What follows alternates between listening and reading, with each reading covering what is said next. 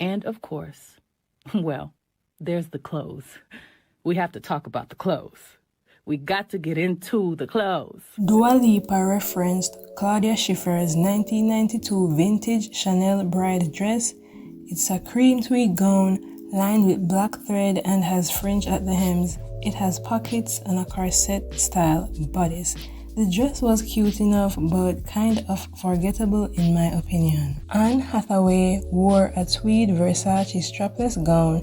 It had cutouts held together by the infamous Versace gold safety pins. The dress has a sexy thigh-high slit.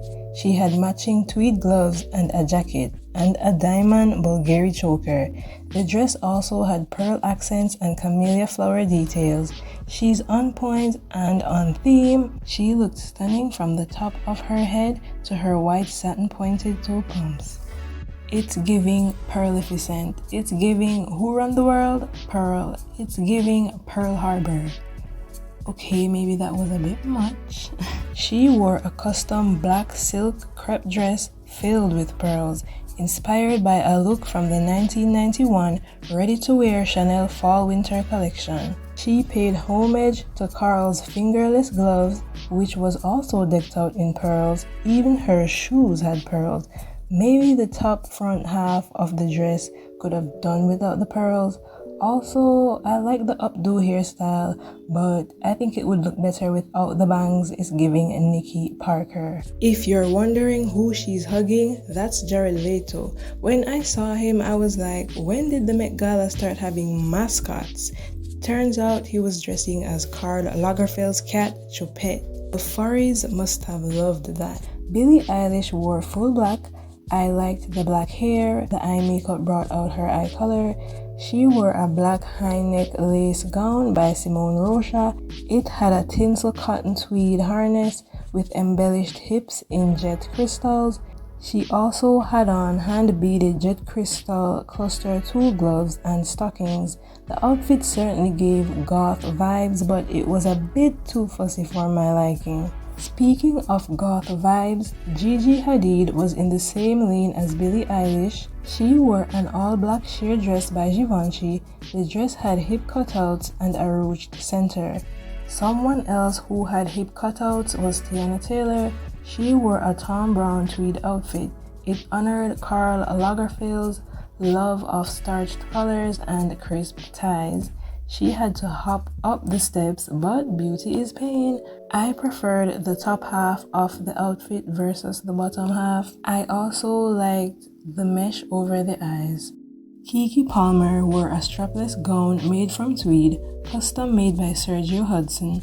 It's hand beaded with over 12,000 Swarovski crystals and pearls. She paired it with a silk taffeta coat. I liked the dress. It was on theme. I liked the voluminous hair she rocked. She looked simple, elegant, and classy, but I feel like she should have added some type of necklace to complete the look. Someone else who looked elegant was Lala Anthony. She wore an all-white, one-shouldered Sergio Hudson gown with a bow detail and mermaid silhouette. It had gold chains. She had on some retro cat eye sunglasses, and when you pair that with the high ponytail and swoop with the white headband, she was serving a 60s realness. I love the vintage look.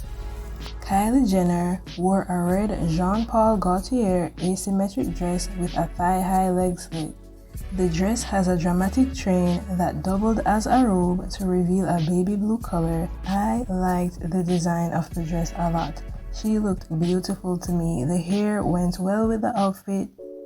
Some people didn't like the outfit and said it looks cheap, but I think it's because the Met is known for avant-garde fashion, and that wasn't that much out of the box. Kendall Jenner wore a Marc Jacobs glittery black bodysuit with draping floor-length sleeves that had white quilted lining. The bodysuit had a silver color. The outfit was paired with black lace-up platform boots. The outfit was underwhelming to me. The sleeves were the highlight. Speaking of underwhelming, Jack Harlow. He wore a custom Tommy Hilfiger jacket and jeans fit. It for sure wasn't ugly or anything, but it's the Met Gala, not some regular award show. Honestly, the only thing that was separating his outfit from a tracksuit is the material. A man who put some thought into his outfit though was Bad Bunny. He wore an off-white tweed suit and a 26-foot long shawl made of roses. Now this is what you call business in the front and party in the back, because who expected him to turn around and reveal a bare back? I was so shocked to see that cut out, but I liked it. He even had his pearl earrings in and platform leather derby shoes. Moving on to the next person, P. Diddy. He wore an all-black suit from his own brand, Sean John. He had a black puffer cape covered with camellias. The fit had 600 Swarovski crystals and black pearls. I like the thought behind the cape, but the suit also looked good without it. Plus, it was so heavy and had him sweating like a hoe in church. Speaking of, his date was Carisha. Diddy has opened so many doors for her. She wore a Luca Lane dress with a high open standing tulle bust with white pearls draped across the bodice. The bottom half was see-through and had black tulle on the train. I think she ate. It was on theme and looked elegant. Rita Ora wore a full black sheer 3D floral Prabal Gurung gown. She had on a lace choker and the dress had a very long train. Her hair and makeup looked stunning. There was a running joke that she looked like Beyonce. She ate that.